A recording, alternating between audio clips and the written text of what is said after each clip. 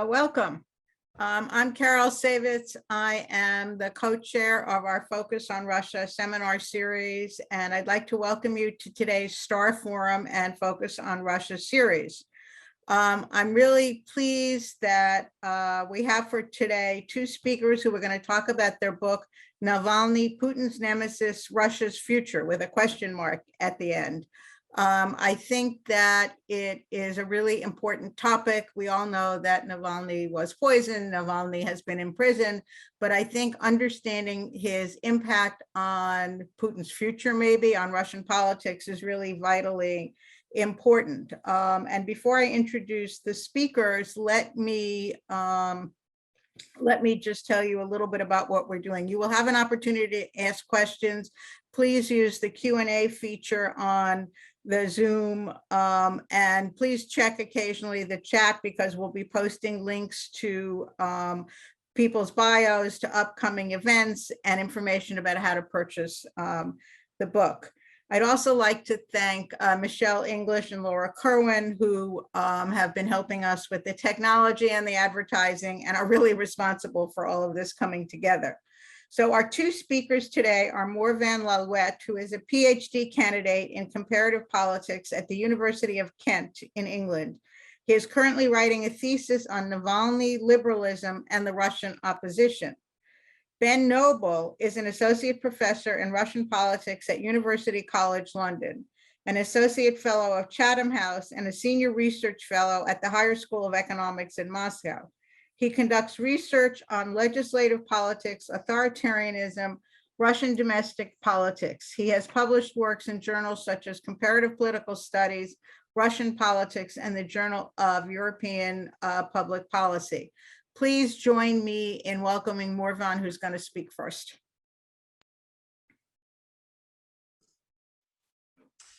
Thank you very much for inviting us to speak about our new book at MIT, and thank you very much, Carol, for accepting to chair this event. So who is Alexei Navalny? He's Russian. You already probably knew that. He was born in 1976. He was trained in law and finance.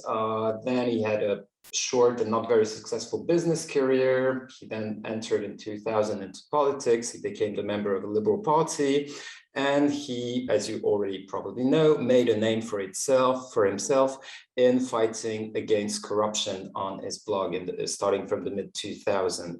And of course, he is now the most famous Russian opposition leader, though he is sitting behind bars probably for years to come. But who is exactly Alexei Navalny? That question was on many people's minds, and not only on the minds of people who follow Russian politics, who already knew him quite well, especially when Alexei Navalny was poisoned in August 2020.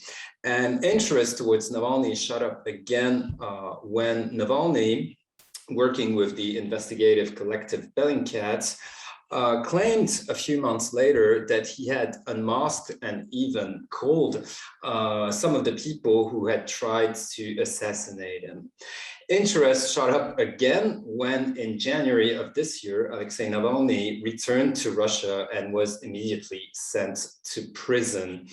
And at that time, when Navalny returned to Russia, many people around us, friends, colleagues, and again, people who are not necessarily that much interested in Russian politics, were asking us that question: who is that man, and why does he matter for Russian and even global politics? And at that time, Ben Noble reached to me on Twitter and to Jan Mathieu Dolbaum, who is the third co-author of the book and who unfortunately could not be present at this event here. And he asked us if we could recommend a good English language book on Navalny. And our answer was simple: we cannot do that because this book doesn't exist. It doesn't even exist in the Russian language today. And after a brief discussion to see if we were on the same page about Navalny, let's say, we decided that we should write that book. And so we found an agent, we found a publisher, and we managed to write that book quite quickly in a few months. We wanted it to be out before the Russian legislative elections, which took place a few weeks before. So this is this book is our attempt to answer that question: who is Alexei Navalny? So what's more precisely this book? I'll start with a big disclaimer. We are not investigative journalists. We do not have special access to the Kremlin or even to Navalny himself. He was already behind bars when we started writing that book. And we're not traditional biographers. We did not write a traditional biography. Of course, in the beginning of the book, we do talk about Navalny's childhood, where he comes from, his youth, but we did not meet with his friends from high school. And this is not a traditional biography ordered in a chronological way. So what's the general approach that drove us when writing that book? I think one of the most important things we tried to do is we tried to avoid as much as possible the heavy and strong politicization and polarization that was so obvious when Navalny was poisoned and then returned to Russia. And in our view, this polarization manifests itself in two dimensions. The first is, of course, a very black and white narrative surrounding Alexei Navalny. On the one hand, he is mostly in the Western media, and of course for his supporters, a sort of white knight in shining armor, a very brave man, willing to take on Vladimir Putin, willing to take down the Russian authoritarian regime. On the other hand, and this is the narrative that you probably most heard in pro-Kremlin circles or media, Navalny is depicted as an ugly racist nationalist. So who exactly is Alexei Navalny? We believe that he may be both, and we try to tell his story in all its shades of gray and in all its nuances.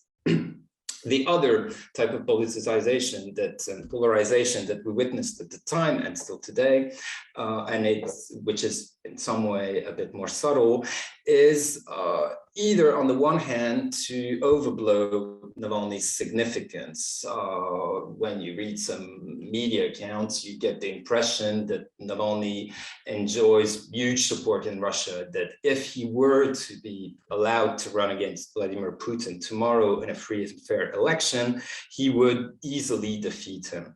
On the other hand, you have, again, this is mostly a pro-Kremlin narrative, but you can also hear it from other types of people.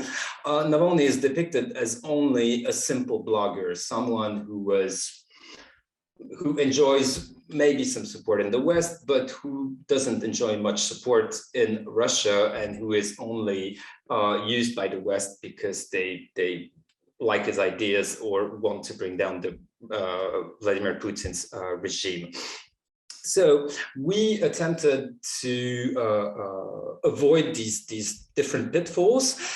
We attempted to tell Navalny's stories in the most objective way. We, as I said, are not traditional biographers. We are not investigative journalists. We are Western academics who try to tell the story in the most objective way that we can.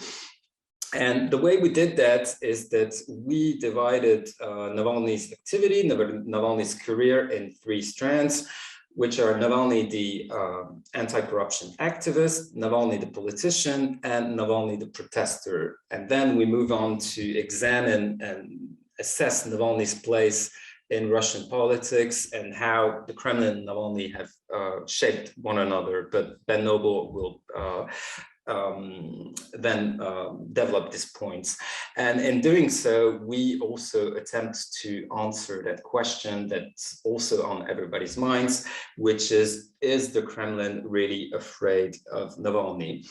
And to conclude, before I hand over to Ben, I'll just tell a few words about the sources we used. We have used Western, but mostly Russian press sources. There is still excellent journalism in Russia, even though journalism is, of course, under a huge threat in Russia today. But also, more importantly, we have used and I think this is one of the most important contributions of the book, if I may say. We have used the research that Jan-Mette Dolbaum, our co-author, has conducted over the course of this PhD research, and which is made of survey data and also many interviews from activists in Alexei Navalny's movement. So we hope that the book provides for readers a view about Navalny from the ground in Russia, from Russia's regions, and it doesn't tell only what we might think of Navalny, but what people who have chosen to support him might make of him. And on that note, I will hand over to Ben Noble. Thanks, Morvan, and thanks, Carol, for the invitation to speak at this event, and also thanks to Michelle and Laura for all of the technical support. As Morvan mentioned, one of the motivating reasons for writing the book was to make sense of Navalny's complexity, especially in a media environment in the West in which the narrative was very black and white, presenting Navalny as Morvan put it, this white knight figure against the villainous dictator Putin. But let me read a couple of paragraphs from the book to give you a sense of how we try and grapple with that complexity. So Navalny is different things to different people. To some, he's a democratic hero, a figure willing to stand up to Putin's authoritarianism. Some even call him the leader of the opposition. To others, he's a traitor, a CIA-paid agent of the West who's betraying the motherland. To others still, he's a nationalist or a xenophobe. Even a quick glance at Navalny's words and deeds makes clear why people might be confused. He's a liberal who has made nationalist, even racist statements. He's an anti-corruption activist who himself has been convicted of embezzlement. He's a Russian patriot who calls for sanctions against Russian authorities. He's an avowed Democrat who leads his movement with a strong hand. Navalny wants Russia to be happy, but attacks opponents with scathing comments and rarely backs down. So in the book, as Morvan mentioned, we try and make sense of that complexity by following three strands of Navalny's life as an anti-corruption activist, politician, and protest leader. And we also look at how the Kremlin has adapted to the challenge that Navalny has presented over time. So I'm going to speak a little bit more about those three strands, as well as how the Kremlin has adapted. Many of you, I imagine, will have heard or maybe even watched the Putin's Palace investigation put together by Navalny's Anti-Corruption Foundation and put on YouTube at the beginning of this year. It currently has more than 118 million views. In a couple of weeks after its release, Levada, a polling agency, an independent polling agency in Russia, presented evidence that up to a quarter of the adult population in Russia had watched it. And so that's, for many people, especially internationally, they will associate Navalny's anti-corruption activities with that video, but his anti-corruption activities began many, many years ago. So when he, in the early to mid 2000s, was an emerging member of the post-Soviet middle class in Russia, he decided to invest his money in stocks and shares. But then quickly he worked out that he couldn't get the information that he would like, such as who else owns stocks and shares in these companies, and also what's happening to the profits being made by these companies. So he had the courage to stand up in shareholder meetings and ask difficult questions in a way that made him stand out from the crowd. It also became quickly clear that he was eloquent, charismatic, and that he was able to command the attention and respect of people. So as well as causing a bit of trouble in these meetings, he made it clear to an external audience what he was doing. He started blogging using the LiveJournal blog, which was very popular in Russia at the time. And that's an early indication of how Navalny has used social media to engage people on topics that some people would dismiss as being boring. When you're looking at corruption, it can be quite a dry, dull, grey topic, but Navalny has a knack for making it interesting, for framing it in a way such that the information can go viral. So because of his blogging, Navalny quickly became one of Russia's most famous bloggers, and he rose to prominence, and he was increasingly seen as an influential figure. So he started to build a team in order to help him carry out these investigations, because he was quickly, with this increased prominence, being inundated with information. People saying, well, you need to look into this particular case. They alleged some corruption, and he would look into it. He couldn't do it all by himself. So he assembled some competent people around him, including investigators and lawyers. And what's interesting is that at this moment, he almost stumbles into anti-corruption as an activity, but he also quickly realizes that it can be a useful political platform, because it's difficult to think of somebody who supports corruption.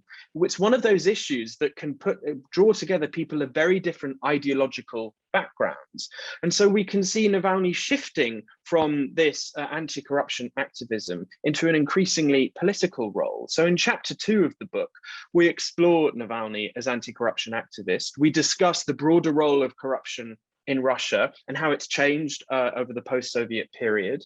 We also look at his motivations, the allegations made against him that he's purely a pawn for higher up elites' particular gains. We look at the construction of the organizations that he made over time, which were, when we were writing the book, being deconstructed rapidly in real time, which made it for an interesting writing process. We also look at some of the important investigations before the Putin's palace investigation, including a very high profile study into Dmitry Medvedev. And we also look at the end of that chapter at how law enforcement was increasingly closing the net around him, his team, and his movement. So that's in chapter 2. In chapter 3, we move on to Navalny, the politician. And this, in many respects, is one of the reasons why we needed to write the book, to make sense of Navalny as a political figure, and also how his political statements and his political positions have changed over time. He has shifted in the policies that he's backed, in the sentiments that he's expressed. So we chart his early days in the liberal Yabloko party, where it quickly became clear that he had the ability to rise through the ranks as a very competent, intelligent person, but he also had a very strong personality, and he clashed with the party's leadership. We also chart in the chapter his engagement with nationalist sentiment, with nationalist figures, and we look at some of the darker pages of his political career, but also of his life. It's one of the reasons why we wanted to write the book, to place those statements in context, not to forgive him, not to apologize for him, but to make sense of them in the time in which he said them, and also in the broader context of Russian society at the time. So in that chapter, we also look at his attempts to run in electoral politics. He stood in the 2013 Moscow mayoral election, and surprisingly, the Kremlin allowed that. It seems shocking now, given where he is behind bars, but that was still possible in 2013. We contrast that with his attempt to run in the 2018 presidential election, where he tried to stand but was barred, wasn't allowed on the ballot. And so the chapter gives a sense of both his shifting ideas, but also his shifting organizational affiliations as a politician. And when we finished writing the chapter, we stood back and thought, well, this is quite confusing. There are lots of twists and turns. How do we make sense of this for ourselves, never mind for a readership? And so we really end the chapter by focusing on this idea of, is Navalny inconsistent? And I'm going to read a few more paragraphs that summarize where we end up in this chapter.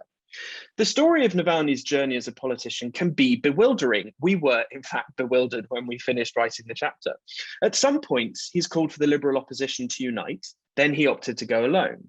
Regarding elections, he's sometimes called for boycotts, but then for the fielding of opposition candidates, and then for protest voting.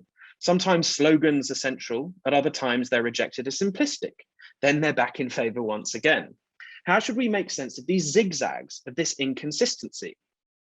One may well call Navalny inconsistent and an opportunist for these turns, like his less pragmatic colleagues in the liberal opposition in Russia have constantly done. But in reality, they appear to reflect Navalny's readiness to subordinate both tactics and substantive demands to the one thing that he has been remarkably consistent about, and that is the need to fight an authoritarian system that uses corruption and repression to secure its power.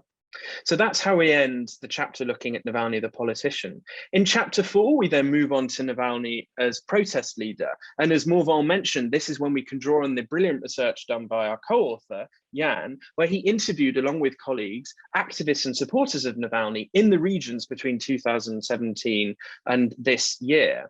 And lots of people outside of Russia maybe saw coverage of Navalny in the New York Times as a protest leader at the head of hundreds, thousands of people calling for Russia without Putin. But the movement that we saw that he was able to build, that crescendoed and that has been deconstructed this year, was built up slowly over time. When he was first seen at the head of these crowds by many people, especially around the 2011-2012 protests following the disputed national parliamentary elections in Russia, he sort of fumbles a bit. He has an ad hoc approach. He finds himself a leader of protest, but he doesn't necessarily have a well-developed strategy. But he learned quickly, and he also got the right people in his team, including Leonid Volkov, who ends up being his chief strategist. And they decided and they realized that they could use protest for their political as well as their anti-corruption, their political ends and their anti-corruption activities. And so you can see these three strands of the same life all coming together. Fast forward to Navalny's attempt to run in the 2018 presidential election, and he sets up a network of regional offices across the country that can be used to coordinate local protests, to coordinate protests across the country, as well as coordinating other political and anti-corruption activities. In the fifth chapter, we then turn away from protest and look at how the Kremlin has adapted to Navalny, because often in coverage of the Kremlin, it can be portrayed as this monolithic bloc that never changes, all powerful and can't move and adapt. But what we show in the book is that the Kremlin has adapted to the challenges presented by Navalny, his team, and his movement. We can look at, for example, technological changes. So the Anti-Corruption Foundation would find a way to exploit the information environment in Russia to point out corruption within members of the elite. The Kremlin would realize that and they would block off these particular avenues. And so if we can look at the Kremlin's adaptation, what you see is that the Kremlin deals with Navalny, his team and his movement in different ways over time, and that Navalny has shifted between these three threads that we trace throughout the book, but that over time, and especially over the last year, the number of spaces open still for Navalny, his team and his movement to operate in have reduced, and the Kremlin has again been closing in on him, his team and his movement. And as Morvan mentioned, we discuss in the final chapter of the book whether Vladimir Putin, president of Russia, is afraid of Navalny. It's a question that we often get, that we still often get. And our response is that, well, we can't get inside Putin's head. We're going to have to wait until he writes his autobiography, or we can get inside the archives, or insiders turn into outsiders and then they reveal the private sentiments of Putin regarding Navalny. But what we do and what we can do is look at how the Kremlin and how Putin have responded to Navalny. So I'll finish my presentation before handing back over to Morvan to speak about the recent elections and smart voting, which was Team Navalny's tactical voting project, by discussing our conclusions regarding, is Putin afraid of Navalny? We might not know what Putin thinks of Navalny, but we can draw conclusions from the president's dogged refusal to use Navalny's name in public, his admission that Navalny was indeed being followed by security service personnel before falling ill in August 2020, and his insistence that Navalny is an agent of Western powers. We might not know how troubled the authorities are by the Anti-Corruption Foundation's investigations, but we can draw conclusions from the official orders to take down YouTube videos, the frequent law enforcement raids on the foundation, and finally the destruction of the FBK itself. We might not know how seriously the Kremlin takes smart voting, but we can draw conclusions from the reported setup of a spoiler initiative called Smart Vote to confuse voters, the mass detention of municipal politicians in March 2021, and the full frontal attack on Navalny's campaign offices across the country. All of this suggests that even if we don't know Putin's personal view, it's unquestionable that the Kremlin takes Navalny extremely seriously, that they see in him and his team's activities a clear threat to the current political order. We finished writing the text in around April, May, And we clearly show the direction of travel, but we, of course, haven't updated it to what's happened since. And I imagine what has happened since, if we were to revise the text, it would really reinforce those points that we make of the Kremlin deciding that they're going to change the way that they deal with Navalny, his team, his movement, but opposition more broadly, shifting away from maybe softer management to more overt, brutal repression. So with that, I'll end my comments and hand over to Morvan to speak about the elections. Thank you very much. As Ben mentioned a bit earlier, Navalny cannot participate in elections. He ran once for becoming mayor of Moscow, and he was, in a way, so successful that he wasn't allowed to run again ever. His movement cannot run in elections. Before it was outright banned in Russia, it could not register as a political party, which is almost a precondition to participate in election in Russia. So how do you even do politics when you cannot run in elections? The answer is you have to be creative, you have to be smart. And Navalny, when you look at his already long 20 years political career, has devised many strategies in order to keep influencing politics without being able to do what most politicians do in the world. His latest initiative was called Smart Voting, and it's an attempt to coordinate opposition votes in Russia. The principle is quite simple. It's the idea that opposition-minded voters, people who oppose Putin, must unite behind the strongest candidates, regardless of ideology. So what Navalny's team has been doing is collating information that is, I must make that clear, not public. It's a discretionary decision that Navalny's team makes, and chooses district along district who is the best placed candidate from the opposition that is legal, that can participate in elections in Russia, who's the best placed candidate to defeat Putin's party, United Russia. And of course, this strategy has been quite controversial, especially among liberal, democratic-minded opposition parties or voters, because they argue that why should we, democratic-minded voters, vote for these pseudo-opposition parties that are most of the time of an ideology that is quite far from democracy or liberalism. So this, and the proof of that is that most of the candidates that were endorsed by the Smart Voting initiative in the latest legislative elections in Russia came from the Communist Party of the Russian Federation, whose leader has been in place for almost 30 years now, and who advocates sometimes outright Stalinism. But what Navalny's team has been arguing is that these ideological disagreements are irrelevant as of today. Russia finds itself in a situation where you have a first stage of politics, which is first to keep politics alive in Russia and to defeat the regime of Vladimir Putin. And then once hopefully in the future, a democratic regime is in place in Russia, people will have the opportunity to vote according to their political preferences, according to their ideology. So the majority of these candidates that were endorsed came from the Communist Party.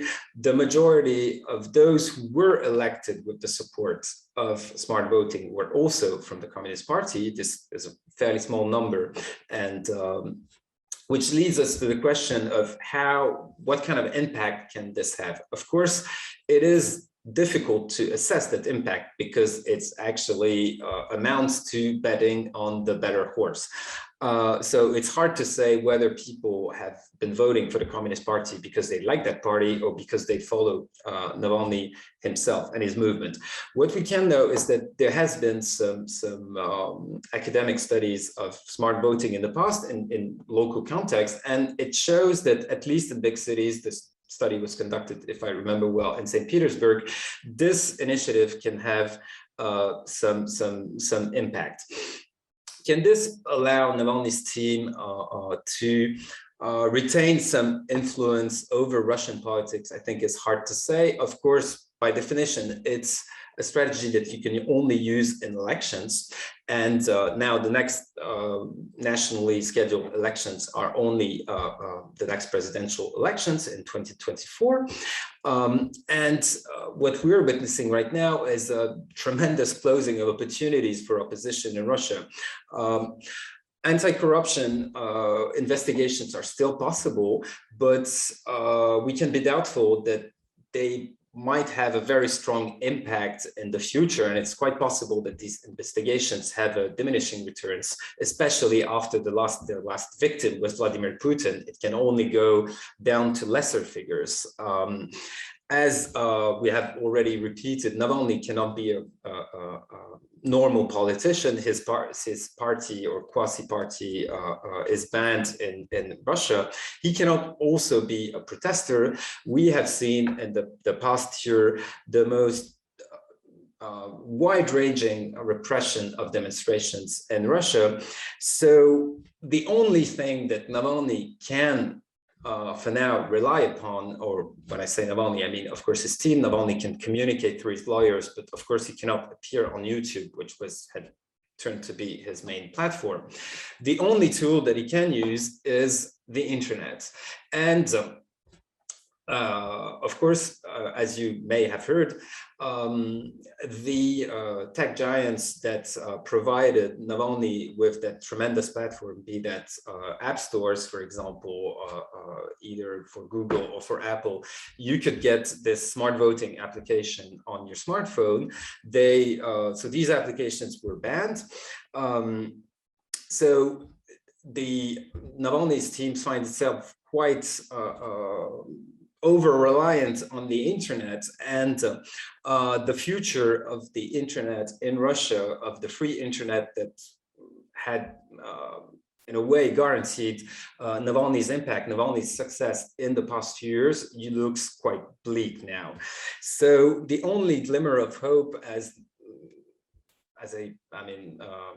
the picture, the overall picture, I'm sorry, it's quite bleak. The only, I think, glimmer of hope in this quite bleak picture is to hope that people who were inspired, people who were members of Navalny's movement can, in one way or another, continue their political careers, their political activism in other platforms in Russia. And I will stop here and welcome the questions. Thank you very much. Thank you very much. Just as a reminder, if you have a question, please put it into the Q&A function on the bottom of the Zoom screen, but I'm going to usurp the prerogative of the chair and try to frame some of the conversation. I mean, you talked about the sort of the three threads in Navalny's career: the anti-corruption, Navalny as politician, and Navalny as protest leader. It strikes me that what Putin seems to be afraid of, and again, I'm couching this because you didn't come down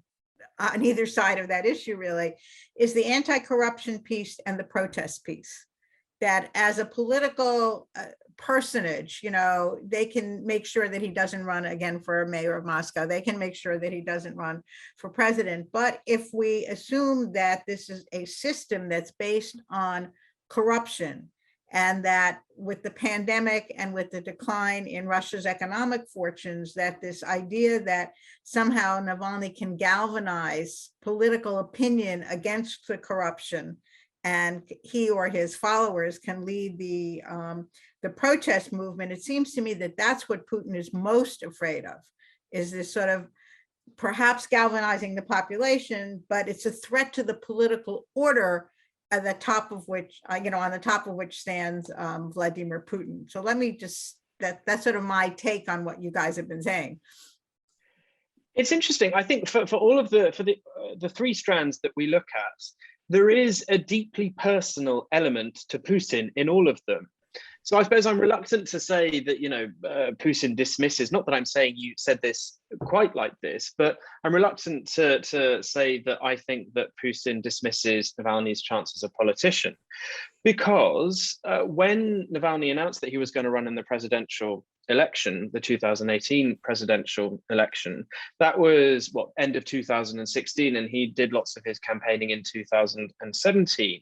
And according to investigations by Bellingcat and partners, the FSB assassination squad that they claim put Novichok on Navalny's underpants in Tomsk in August 2020, they started tracking him around the time that he announced that he wanted to run in the presidential race. And so one reading of that, and I think quite a plausible reading, is that this was Navalny standing up and challenging Putin directly for the top job in the country. And Navalny, when he announced his candidacy, put out a video on YouTube because he couldn't go on main state TV to say, I'm running for the top job. And so I think that was the directly personal confrontation. When it comes to anti-corruption, Putin's palace is the ultimate direct attack, linking Putin directly to these broader allegations that Navalny has been making over time to, yes, senior officials, but not directly to Putin himself. So another sort of the second very personal element. And then with protest, I already mentioned that, you know, Navalny was often seen at these protests chanting, shouting with all his might, Russia without Putin. And so, you know, these are very direct personal challenges, and it's difficult to escape the conclusion if we don't say it as directly in the book, and maybe Morvan can push back if he doesn't agree with this as well. But I think it's a very personal confrontation. I imagine if we were to get inside Putin's head, he would be annoyed by Navalny. That's one way of putting it. Threatened in terms of worrying that he would win a presidential election if free and fair elections were to take place. Maybe less so, because Putin is aware of the polling data, as well as the polling data that probably gives a sincere reflection of what Russians think, albeit in a media environment in which Navalny is framed as an agent of the West. So I think there are very personal elements to this story. And so, you know, if somebody were to force me, I would say that Putin is afraid of Navalny, and that's why we've seen the lengths taken against both him, his team, and his movement this year. Okay. Morvan, did you want to weigh in? Just a quick thing is that, so when we say, we talk a lot about how Navalny wanted to be a normal politician, to run an election, to lead a party, etc. But I think one of the important factors when we consider all this is that Navalny wanted to be a national politician and not a Moscow politician or a St. Petersburg politician. That is, he was, and I think this is what makes him stand apart from other liberal democratic politicians in Russia, and that he really started when he launched that presidential campaign at the end of 2016, is that he wanted to build a national network, and that he, more broadly, he was never content with saying, I'm going to represent a minority of intelligentsia voters in Moscow and in St. Petersburg. He has always said, I want to represent the majority of the Russian people in small cities, in the provinces or the regions. So this is, I think, a dimension where his more traditional politician aspect is not necessarily to be discounted. But that I'll stop at that. Okay, so I'm going to start looking at the questions here. So I will lump some of the questions together if they follow along the same line. So one of our viewers writes, looking at the long history of Russian leaders, why would we assume that a Russia under Navalny would be better, say, than Putin's Russia? And then a parallel question in my mind is, would it even be credible to expect that an open, free, and fair election, if there were such a thing in Russia, that Navalny would win it?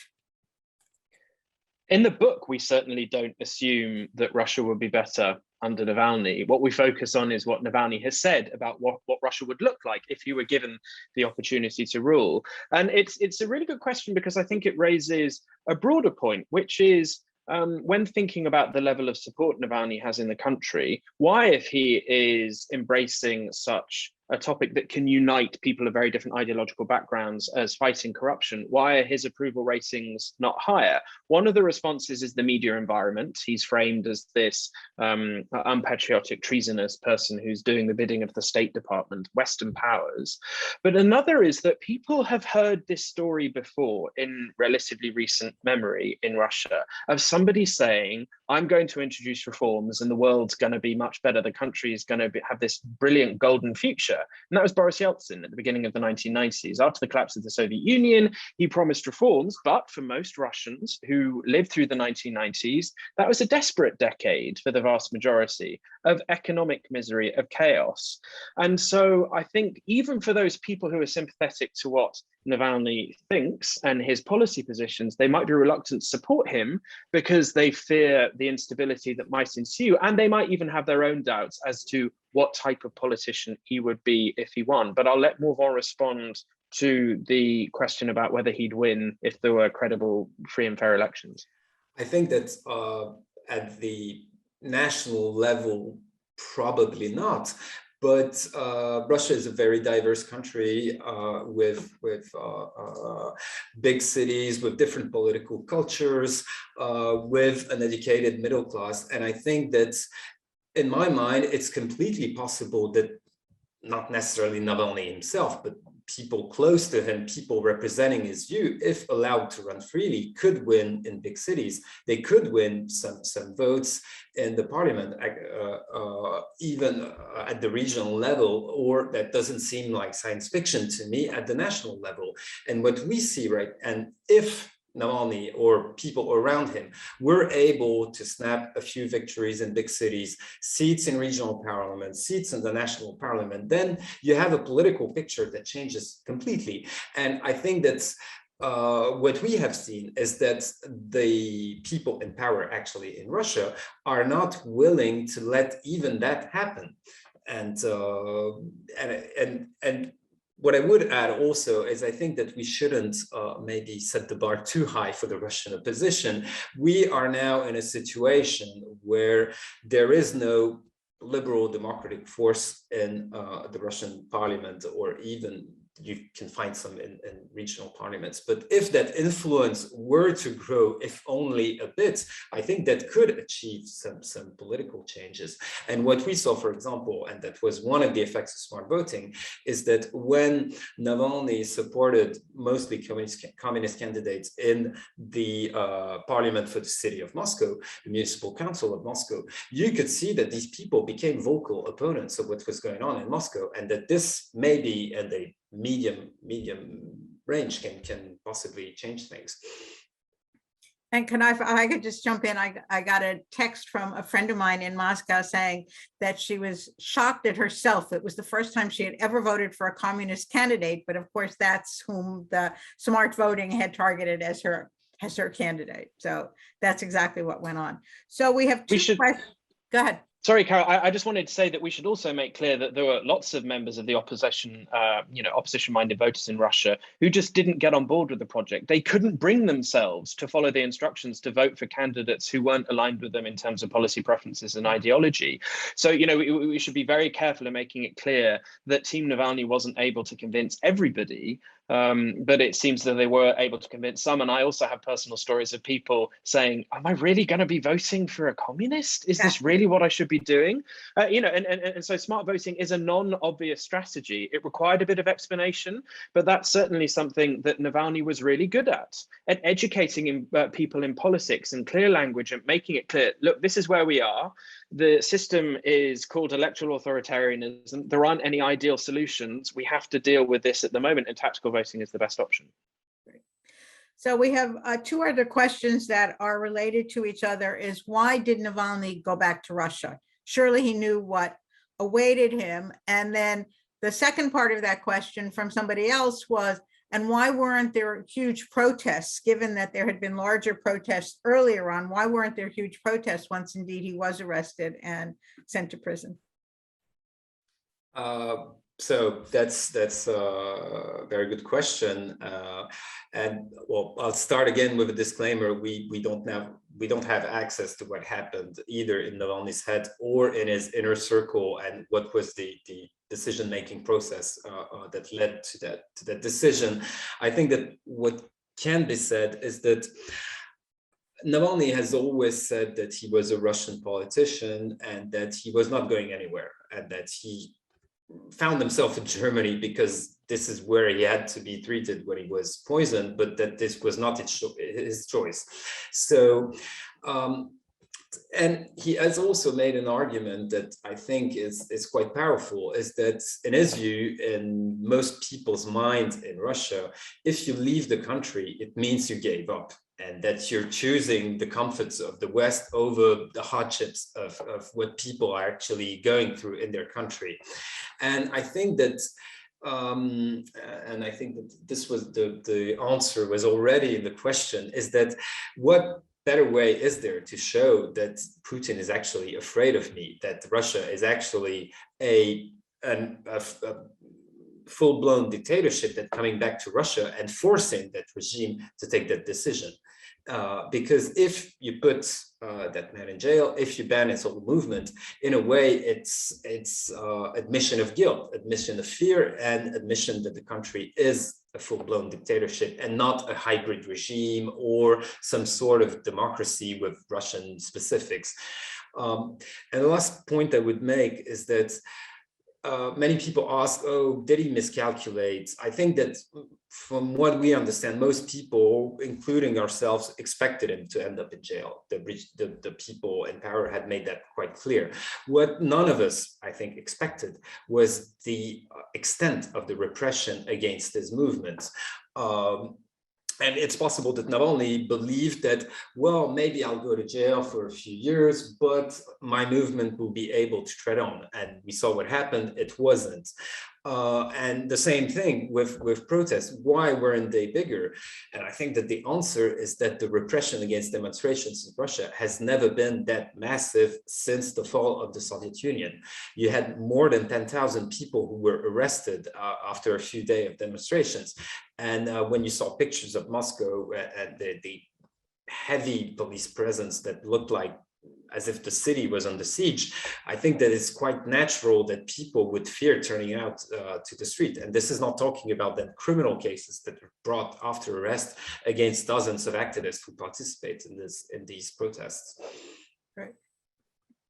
But I'll add to that. I agree entirely about the point regarding people not being necessarily enthusiastic about the prospects of being beaten up by the police or riot police or members of the National Guard. Another thing that we should mention, and I don't think we have given this detail, is Navalny's approval ratings. I've sort of hinted at them, but we can put some numbers on that. When he was poisoned, the Levada polling agency put the percentage of Russians who approved of his activities at 20%.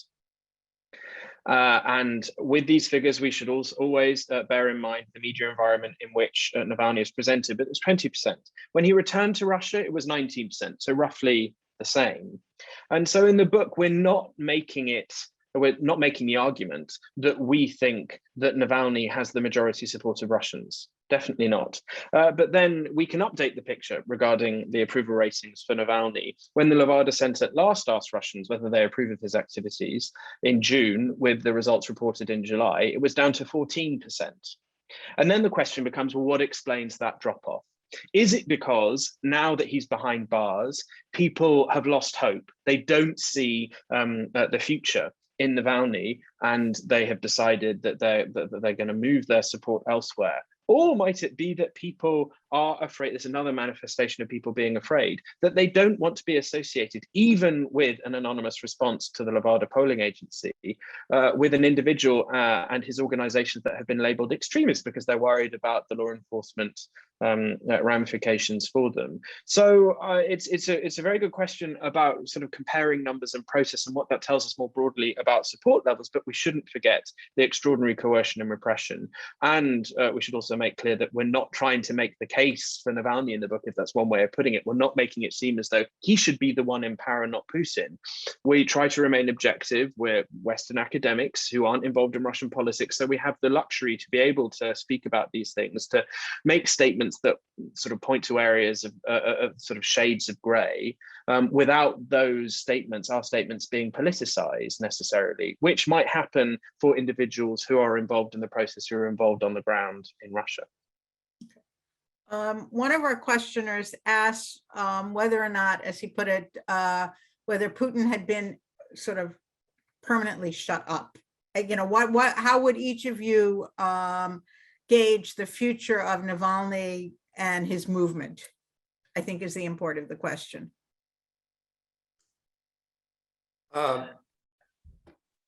Whichever one of you wants to go first is fine.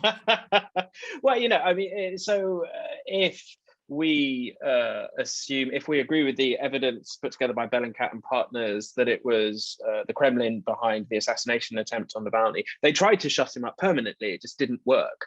And we discuss in the book maybe why that was the case. One of it could be as mundane as the paramedics who dealt with him when he got off the plane after the emergency landing in Omsk gave him atropine because they thought maybe he'd overdosed, or they thought something else was going on.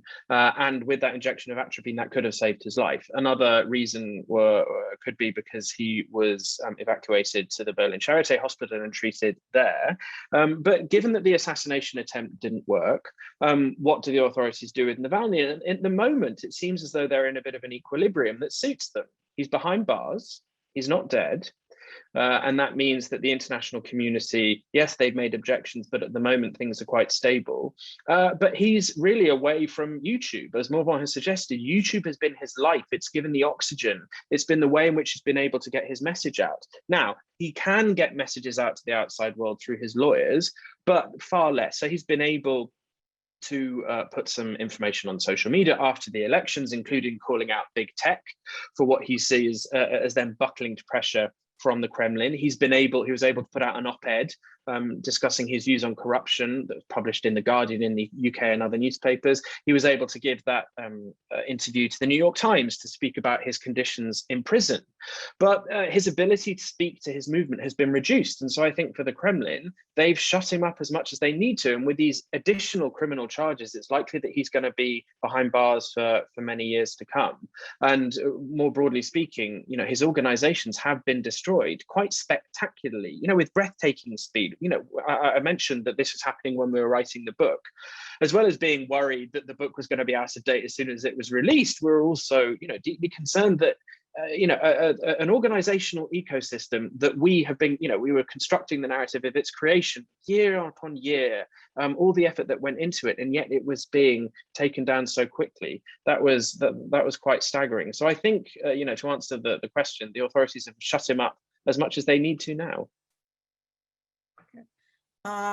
Somebody else asked about whether Navalny is perceived as being elitist. And I think this would go to whether it's an urban or rural phenomenon, how widespread it is throughout the country. Do you have any sense of who his supporters are? Are they just the intelligentsia, as you said before? And I think that that's a big question, and it may also help us gauge how widespread a phenomenon he really is, or his movement really is. So Navalny comes from a not so elite background. He was born in the deep suburbs of Moscow, but he's clearly from the middle class. His father was a career officer in the Red Army. His mother was an accountant, and then they took over a fairly successful business in the 1990s. And he has lived in Moscow excuse me, since the beginning of the 1990s. So of course he is perceived, I think, as somebody from the upper middle class, whatever that means. There's a lot of caveats around that word in Russia, but from somebody, and I think he's quite conscious of that, who has a lifestyle, a living standard, I mean, that was clearly above most Russians. And he's a man who is globally connected. He was a member of the Yale World Fellow program. He speaks English. So clearly he's not a worker, factory worker from a small town in Siberia. That's for sure. And he also comes from that fairly liberal background, which has in Russia that association of elitism centered around Moscow, centered around St. Petersburg. And this is something that he has tried to overcome by having a more, let's say, laid back style, using a more relaxed language. He's clearly not an intelligentsia figure in that respect, even though he is, of course, well read, well educated, and I think that if we look at his support, it's clear that his core constituency will be people who live in big cities and who are educated by virtue of what his program is, which leans fairly right-wing, even though in recent years, I think, again, conscious of this limitation, he has tried to put forward a more left-wing, more social platform in order to appeal to less elite Russians, let's say. But I think that, of course, this is what he is, and the people he directly speaks to first and foremost. Ben, do you want to add anything?